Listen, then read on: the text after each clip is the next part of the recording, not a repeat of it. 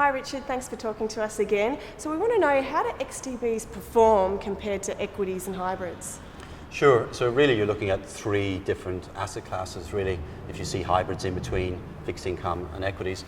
And if you look over a very long period of time, so we've looked over 15 years and we've looked over the last year and we've looked over the last 4 months, over 15 years you can expect to see the equity market rising. Then it obviously fell in the GFC and then it recovered.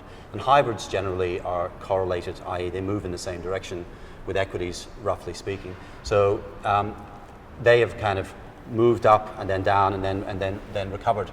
Over the 15-year period, the corporate bonds are very, very stable, as you expect to get from fixed income securities.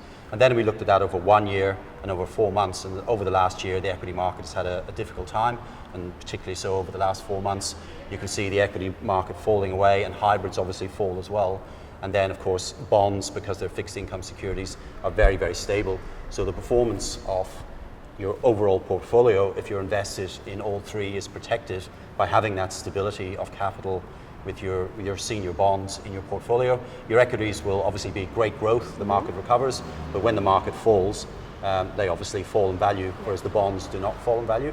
Hybrids do fall in value when equities fall, so that's very, very important for considering your overall construction of your portfolio, to think, well, I don't want all my eggs in the equity basket. It's great when markets go up, but when markets fall, my portfolio will fall. So diversifying across asset classes and thinking, well, fixed income, it'll never go up 100% in terms of value, but it won't fall very much either. So it's more about stable capital and decent returns as a kind of anchor to the growth you get from equities, and hybrids are kind of more linked to equities, particularly when markets fall.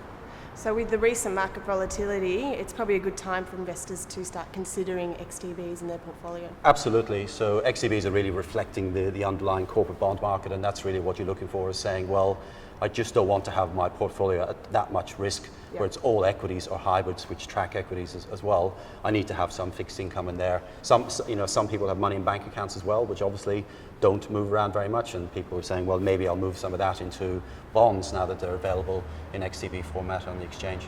Great. Thanks, Richard. Thanks, everyone.